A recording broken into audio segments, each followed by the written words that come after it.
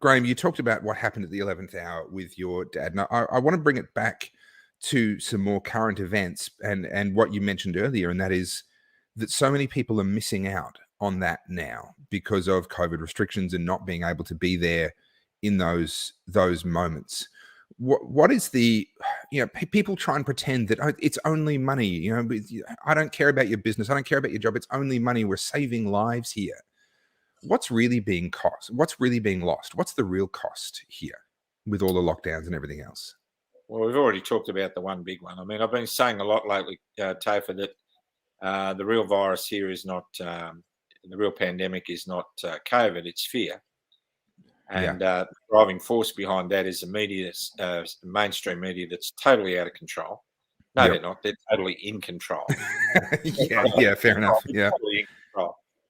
We've got, you can bet your bottom dollar that Daniel Andrews, if he's got a father still alive, he'll be seeing him. There'll be none of those restrictions applying to Daniel Andrews in Victoria. Of course. Yeah.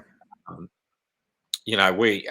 got with our blended family, Michelle and I have 6 kids and 21 grandkids. Yeah, right. And 5 of those are in Western Australia with 18 of our grandkids. Yeah. And my lovely daughter, Sarah, is up in Brisbane with her husband and 3 beautiful grandkids. And they may as well be on Mars because I can't get near them.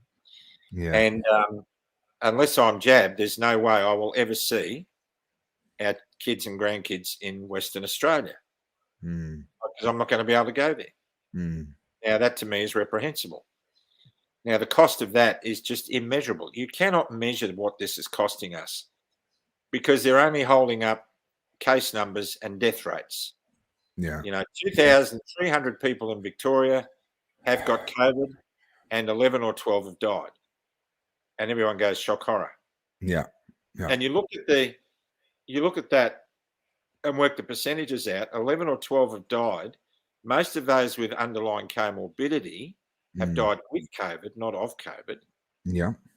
Out of 2,200 a day that are getting it in the most lockdown city in the world, which proves that it's not been working. Yeah. Daniel, are you listening? Yeah. You're not listening, are you? You're just not listening. You're such a cute little, I loved it. Anyway, at the end of the day, we're in this situation that is doing more harm than good. So that the fear pandemic has several variants. The first one is the suicide variant. The second one is the domestic violence variant. The third one is the raging addiction variant. Yeah. The fourth one is the uneducated children variant. Mm-hmm. The fifth one is the mental illness variant. I can go on and on and on. The broken business variant, the broken marriage variant. Mm-hmm. And none of those stats get mentioned. Dan, you might like to think about mentioning some of those in your 11 o'clock briefing. Yeah. You know what? That might put all of this into some serious perspective. But you won't because that doesn't suit your agenda. And your agenda is pretty clear. Any thinking person can look at what you're doing and understand what's driving it. You're an absolute narcissistic control freak, and you've got to admit it. I've had to admit to my faults in my life to get better, and you've got some healing to do, Daniel. Yeah. You need to start seeing you for who you really are and who the rest of the country is starting to see you. You're no longer the hero of the 2019 bushfires. No. You've become a puppet of China. You're following the mandates and the example of your hero in China, and you're making your people compliant, like he has. And what you're doing is causing more harm than you'll ever imagine. And on your head be it, Daniel. And one day you're going to have to face the piper on that. Yeah. But it's not too late for you to turn that around. If you stepped up to the podium and said, you know what, I think we got this wrong. I think we need to get Victoria back to its thriving best again. Make it be the most livable city in the world and deal with this rational, a sensible way. But you won't, Daniel. You won't. And I'm sad that you won't. It's a crying shame because a lot of people are paying the ultimate price to support your ego. And that's really, really sad. And I feel for you. I want to bring up this comment here that I did stumble across just now. Time is stolen, time is precious. That's the real cost, is the Oh, time. I mean, we all have a very limited amount of time. We don't know how much we've got. Everyone's got a different amount. We don't know when that comes to a close, but we have a certain amount of time. And years of our lives have been stolen from us in terms of time with family, etc., time pursuing our dreams and our visions.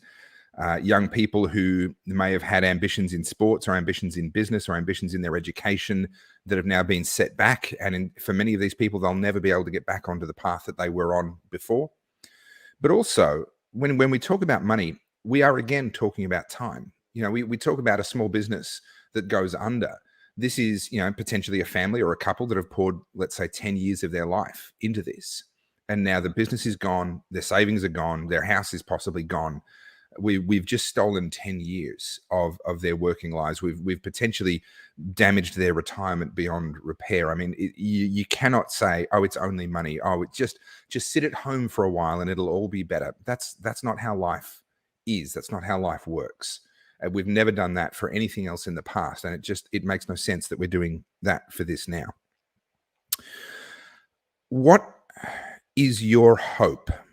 And I know you're a man of faith, and that tends to mean that you're a man with hope in your heart. I mean, that's what faith is, isn't it? It's we have a relationship with Jesus Christ. We have hope in the salvation that He offers by grace through faith. yep. What is your hope for the future of Australia? Is there, without being silly, without just being optimistic for the sake of optimistic, realistically, how can we come out of this and not just get back to where we were in 2019? How can we get out of this and actually build a better country than we would ever have had if this hadn't happened? In the same way as you talk about how you've come out of your background, you've learnt lessons, you've found forgiveness, and you're a better man now than you would have been, without that. How can we be a better country than we would have been without going through this experience? We've got to bring the higher power back in. We've got to bring God back in. Whatever your version of God is, for me, there is only one, and I know Him. I don't believe He exists. I know He exists for me, and that's where I stand, and that's fine. Yep. But we have de-godded our society. We have enacted legislation, especially in Victoria. Daniel Andrews is clearly an atheist, and clearly is doing a lot of damage. The statement he made about Margaret Court, like or loathe Margaret Court. I mean, the statement he said he would not allow her to breathe oxygen because she's full of hate and she turns people against one another. Well, if that isn't the pot calling the kettle black, I don't know what is. I mean, for goodness sake, live into your own speech. Margaret Court stated her beliefs, and some of those beliefs hurt some people. And we are averse to. We are very thin-skinned in society nowadays. We're averse to upsetting anybody. Political correctness is killing us. Yeah, it is killing us. Yeah, God is the answer. Rabina, you're right. God is the answer. I can choose now which gender I prefer to be. I can, in many states now, choose if I'm terminally ill when I will die. But I cannot choose against this vaccine without paying an incredible price for my action. And when we take God out and we put self ahead of everything else, for me, I used to think that Christianity there's no way I could live into that lifestyle because the 10 Commandments, I mean, how can anyone keep those? And I find them now a blessing. The first 4 are about honouring God. The first 4 commandments, right down to the Sabbath day. Remember the Sabbath day and keep it holy. That's Saturday. And I worship the Sabbath day. The fact is that the rally I'm attending on Sunday, the Reclaim the Line rally on the Tweed, and I'm so looking forward to seeing some of our viewers at the rally. Please come and tell me you listen to this conversation. That was to be held on Saturday the 6th. And the organisers contacted me. Now, Reclaim the Line rally is going global this time, around the world at the same time. And they'd already set it. They'd started doing the banners and set it all in motion. And the organiser said to me, she said, "Can you be the guest speaker at the Tweed border again?" And I said, "I'd love to. When is it?" And she said, "It's on Saturday, the 6th of November." And I said,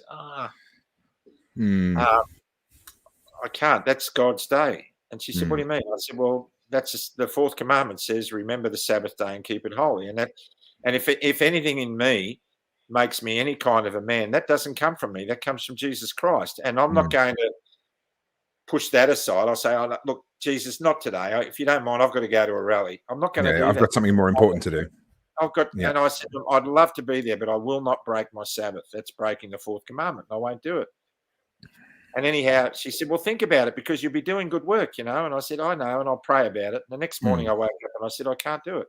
And I contacted her and I said, I can't do it. And I told her why again. And 15 minutes, they called me back and they said, that's okay. We'll change it to Sunday. So the whole day around the world was changed because I honored God's Sabbath. And that for me is God saying, thank you. Yeah. I want you there, and I want you, and thank you for sticking up for me. Now, the first 4 are about honoring God. Don't worship idols, and there is no other God but me, da-da-da. And the last 6 about loving your neighbour as you love yourself. So the first 4 are about honoring something greater than you, and the last 6 are about loving each other. So if Jesus said it himself when he was asked, which are the 2 great commandments? And he said, love the Lord your God with all your heart and all your mind and all your soul, and love your neighbour as you would love yourself. They are the 2. And when you think about that, they cover all the others. So the 10 commandments are a recipe for good living.